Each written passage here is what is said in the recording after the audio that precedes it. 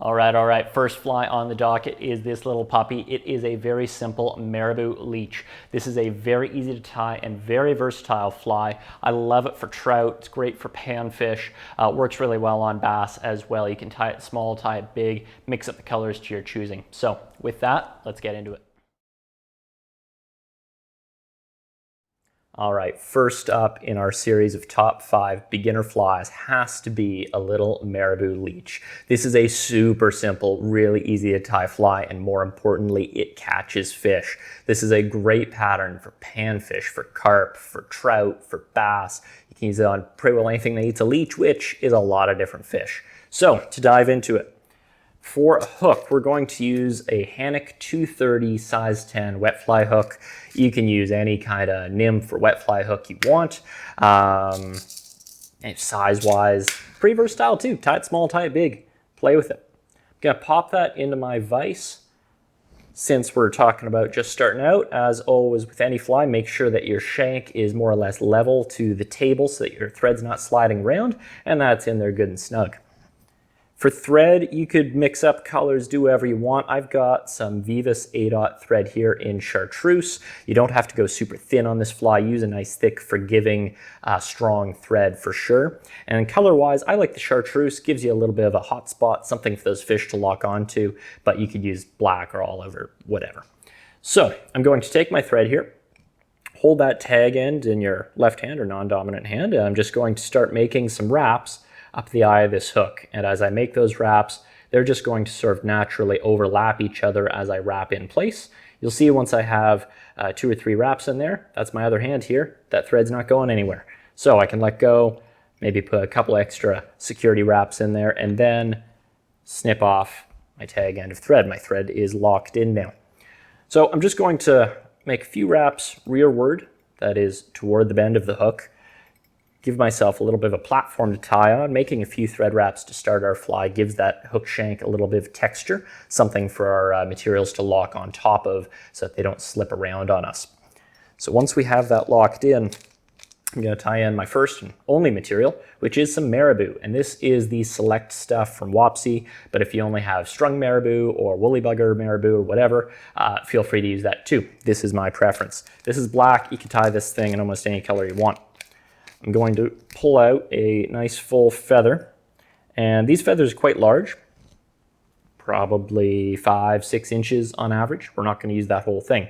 Instead, we're going to come down toward the base of this feather where all these fluffy fibers are. Any real ratty short ones we can just tear off of to get out of the way, and then we're going to come in and grab a nice big pinch of this fluffy stuff. So I'm going to come in, grab a pinch, and I'm going to pull against the grain of the feather, which will peel off those fibers in a nice clump for me. Took a little bit of stem with that too, but that's fine. Going to bundle these up and tie them on top of the hook, just up near the eye, so that they trail off the back of our hook. Don't worry about what those look like right now. We're going to clean that up in a second. Come in with our non-dominant hand and just pinch those in place, okay? Really key part to this, really key critical fly tying skill. You're going to grab your thread and come over with a loose wrap of tying thread, followed by a couple more tight ones. When you do that, it's what we call a pinch wrap. It's going to snug everything down right on top of the hook, or on whatever side of the hook you want, in this case on top. To show you what happens if you don't make that loose wrap to start, if I come in and just start making tight wraps, you'll see that feather gets all twisted around. We have no control over where it lands. So I'm just going to take my bundle of fibers, place them on top, make that soft wrap, and then tighten up with a few more good tight ones like so. That's locked in, and I can come in and trim my waist ends. At this point, you just want to pull these back, get tips of your scissors in there as tight as you can, trim them away. If you have a couple loose little ends of Marabou there, you can kind of try and pull them back, get a couple of thread wraps on top of them just to clean them up, keep them away from that hook eye so that they don't interfere when you try to tie that onto your leader. Now, although this would fish as is, it looks a little unkept. A wing this long is probably going to get nips from fish at the tail end, and you might miss some fish. So all I'm going to do is pull back on these fibers and eyeball this so that this wing extends about 1 full hook length back from the back of the hook. So 2 hook lengths total. I'm just going to pinch it there and tear off any excess marabou so I get this nice, neat wing. And that is a killer fly. All we're going to do here is tidy up that head a little bit more by putting on some more wraps of thread.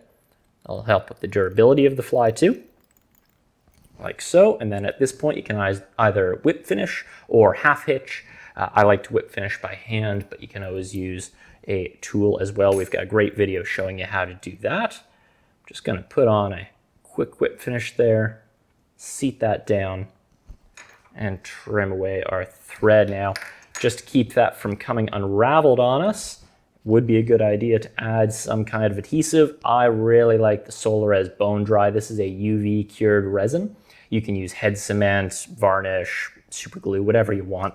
But this is a great, really easy to use option. So come in with that. I'm just going to put a little dab just on my thread wraps, trying not to get it on the material, like so. And if you haven't seen this stuff before, I've got a UV light here, which will cure that glue pretty well instantly when it hits it. So I'm just going to hit that with the UV light. Now that is totally dry, rock hard, ready to fish. This is a pretty durable fly. And like I say, super, super effective on a whole range of species. It's light, so it will sort of hover there and snake around just like a leech. You can fish it slow, and it's really light. You could fish this thing very easily on like a 3-weight, which I do for crappie and bluegill as well. So that is your Marabou Leech. Try it out. Let us know how it works for you.